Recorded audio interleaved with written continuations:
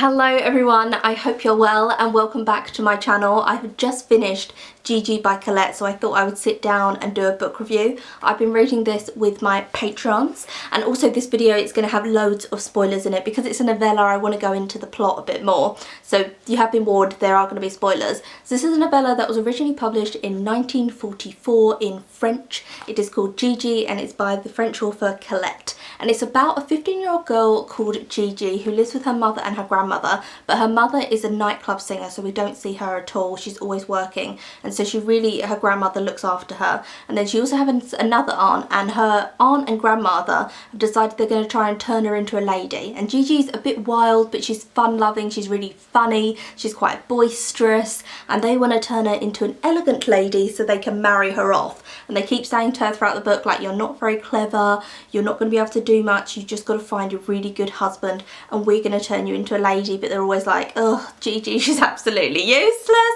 she's just doing whatever she wants to do. And then they have this family friend called Gustav, and Gustav is very wealthy, he is famous as well, and he owns like sugar, he's something to do with sugar.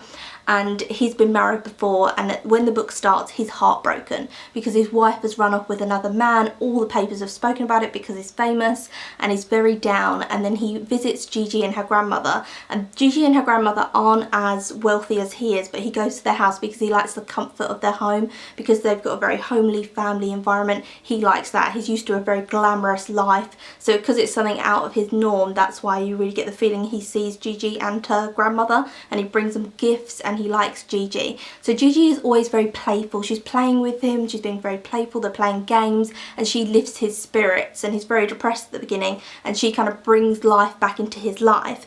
And then here is the biggest spoiler of them all. He asks Gigi's grandmother, can I marry Gigi? I want to marry Gigi. I'm out of a wife because that one ran away and he's been married before.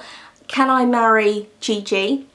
And the grandmother's not quite sure because she knows Gigi isn't really like a lady, and he needs someone glamorous to go to parties with, and he's wealthy and famous, and she's thinking, I don't know how Gigi's going to fit into this, but yes, because this is the best thing for Gigi, and the best thing that she can achieve within life is get a good husband, and he is extremely wealthy, so jackpot, we've hit gold, Gigi's going to marry you, that's it. And then there's a fantastic scene with Gustav and Gigi when Gigi says, I don't want to marry you, I don't love you, and it's shocking. And imagine also the time that this was published in 1944, where a lot of people might think, you know, the best thing a woman can do is find a good husband, find a wealthy husband, and then you've got this 15-year-old girl who has no prospects within her life. She's not going to have a career, she's not going to be allowed to stay with her grandmother forever, she needs to marry someone wealthy, and all of a sudden one of the wealthiest men like in the world, the book is kind of telling you is so wealthy, wants to marry her, and she's like, nah, I don't want to be famous, like I'm not interested in dressing up and being famous and going to parties and then having stuff written about her. And then she goes into his past wives who we haven't heard about before and about his troubles with them, and she's kind of like, is it them? Is it you? Like, you don't have a very good track record with your wives. They all have very dramatic ends. One of them with a revolver. Another one, you get the idea that he tried to sue her. She took some letters from him and then he sued her in court. And so his wives have had horrible ends, like one of them being sued. And then the other one, an incident with a revolver.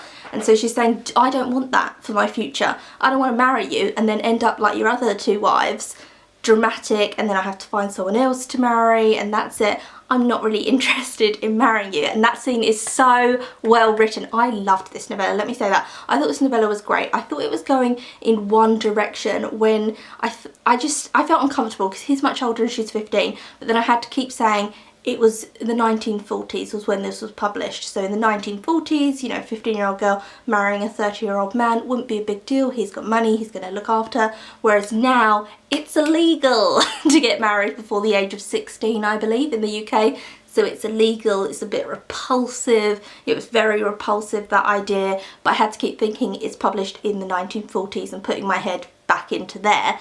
But then she has this big scene with Gustav, which is fantastically written, and then her aunt and her grandmother say to her, Gigi, this is your best prospect you're going to have in life and you just thrown it away. Your life is going to be disastrous and then she agrees to marry him. And it has such an odd ending because it's not really depressing like you would think it is. It's kind of a melancholy. You're like, oh, because she says, I'd rather be miserable with you than miserable with someone else.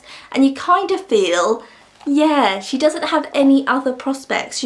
All the prospects in her life is to marry someone wealthy, to marry well. That's it.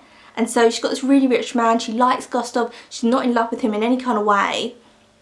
But okay, I'll marry you, as opposed to marrying someone else, because either option I don't really want to do. And that's the end of it. But it's so well written, and it's such a good, it's almost like a caricature about the 1940s and that time. And there's loads of cultures around the world right now who it's still like that, who they marry young girls off to older wealthier men, and that's just the norm. And how like the girls' situation in that, how it is kind of a useless, what's she gonna do if she doesn't marry him? Like what, she doesn't have anything else. She's not gonna have a career, she can't stay with her grandmother forever, she's gonna have to marry someone else, she's never gonna find anyone as wealthy as him.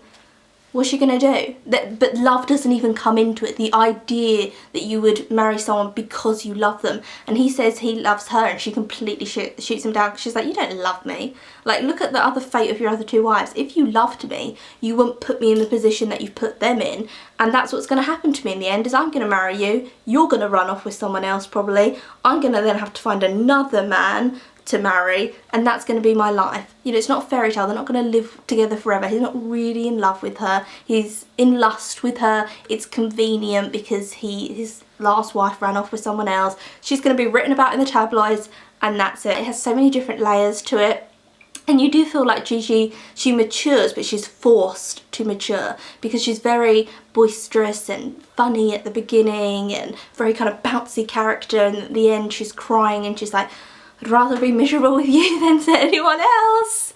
Well, and she's kind of matured and learnt that, and her aunt does say something interesting to her. There's so many great interesting bits within it, but her aunt says to her, when Gigi's just said she doesn't want to marry Gustav, her aunt's like, well, you don't love him, and that's a good thing, because if you loved him, he would have all the power. He's already like incredibly wealthy, so he's got that power over you, but if you loved him, you would do anything he said. Anything he wanted you to do, you would do it because you loved him. But because you don't love him, that gives you a higher position of power there. So you can make choices, you can look clearly on the situation.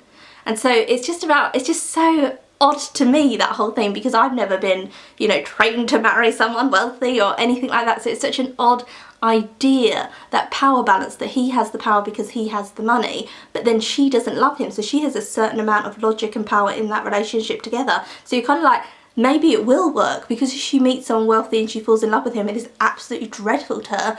She won't be able to do anything about it, but she'll be able to logically see when he starts going off with someone else, when things aren't quite right, then she can logically think about what she's going to do next.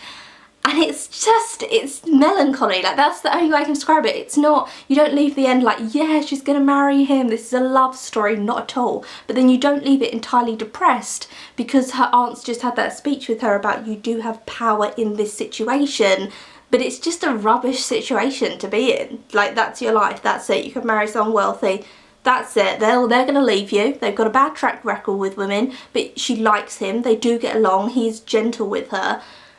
And that's it, that's her life, the end. I think it's so good. I also think it's picking fun at the time, at the 1940s. I thought this was a great novella. I thought it was really interesting. It kept my interest throughout the whole book. The writing about it, I loved it. I loved how it was caricaturing some of the characters, like the aunt and the grandmother, kind of like picking fun at them at certain bits. I loved it. I thought it was fantastic. I loved the character of Gigi so much. So I'm going to end this review here. Tell me if you have read anything by Colette, and I will see you again soon for another video.